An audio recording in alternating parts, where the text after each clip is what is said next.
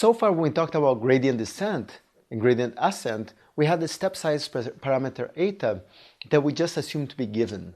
Let's talk a little bit about how to choose that step size parameter eta. And spoiler alert, this is really hard. It requires lots of tuning, and one of the annoying things about gradient descent approach. We're going to talk about a few heuristics of how we might want to do that. Now, one of the most important things you can do when you're trying to pick the step size is to build what's called a learning curve. And this is what I'm showing right here. So in the x-axis, we have the iteration number, which in our gradient descent algorithm we call t. So this is one iteration, two iterations, and so on. And then for each iteration, or maybe you do this every 10 iterations or every few iterations, here I did it every one iteration, you measure the log likelihood over all of the data. So this is basically the log of the product over my data points 1 through n of the probability of yi given xi and the current estimate at iteration t of the parameters.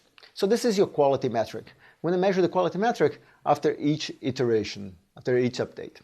And you'll see that that quality metric is getting bigger and bigger and bigger in a pretty smooth way, which is nice.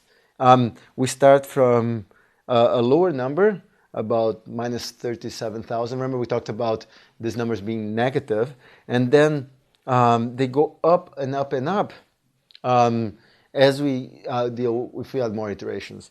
And this is for a particular step size value, eta equals right here, which is equals to 10 to the minus 5.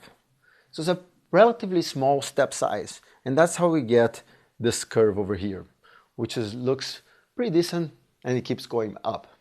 Now, how did it end up with eta 10 to the minus 5? Basically, what we're going to do is try a bunch of different parameters eta and try to hone in to a good one. And to understand what can happen with a parameter eta which is too small or too large, let's observe those learning curves, and by observing them, you'll get an idea, get a sense of the possible behaviors to observe in your data, and then use that to pick a good parameter. Now, for 10 to the minus 5, I called it a little small because, as you can see, the curve is still going up after 50 iterations. So maybe one thing to think about is that we need to do more than 50 iterations in this case. So that's another thing to observe. Not only are we picking eta, we're thinking, when are we done? What's the stopping criterion? And here the curve is still going up, so we should keep going. Now, what would happen if you pick an eta that's too small? So now let's observe two curves. The top one is the one we just observed, where the eta has value 10 to the minus 5. And the green curve is eta is 10 times smaller. Eta is 10 to the minus 6. And what we observe, there's two smooth curves, but the 10 to the minus 5 goes much quicker and gets to a higher likelihood value.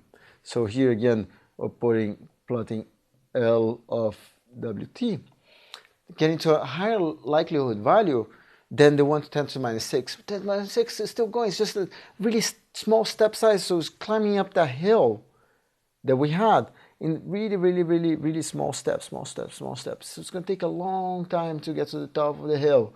Eventually it will, but it's going to take a long time. So you see, if you were to try these two parameters and plot, you see the 10 to the minus 5 is probably a better parameter than 10 to the minus 6. So that's a good thing. So you got 10 to the minus 5, it's looking pretty good. Maybe you want to try something a little bit larger. So if you try something larger, you're taking bigger steps towards the top of the hill.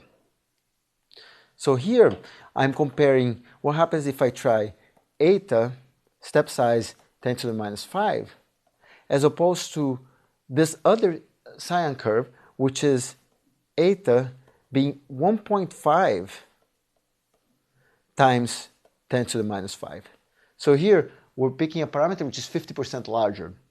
And you see it's really interesting behavior. You observe this behavior a lot in practice. So this early phase here, so you get some early oscillation, but once you start getting, so in the beginning it doesn't do something so good. But once you start getting towards the top of the hill, you see that towards the end, the larger parameter values tend to make more progress.